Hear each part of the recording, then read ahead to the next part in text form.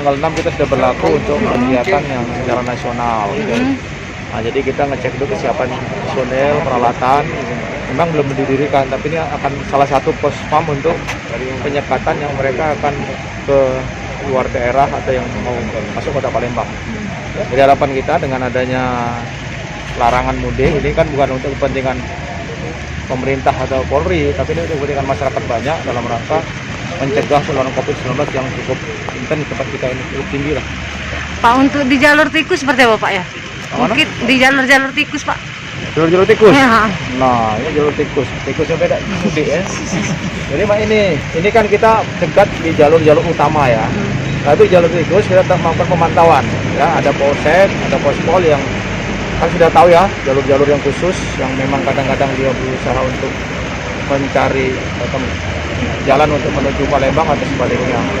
Tapi ini sebenarnya bukan masalah, sekali lagi, kesadaran masyarakat lah.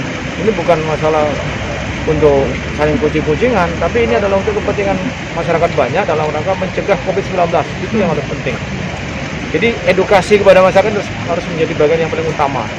Kita tetap tegas tapi humanis. Ya, ini bukan musuh ini masyarakat kita yang akan melaksanakan cuti walaupun atau katakanlah mudik, dan itu dilarang oleh pemerintah. Sehingga kita memastikan bahwa masyarakat tidak melakukan mudik kecuali memang ada hal tertentu. Dan itu pun akan kami lakukan pemeriksaan dengan ada rapid atau menggunakan PCR terus. Terima kasih ya. Jangan lupa subscribe, share, komen, dan like ya.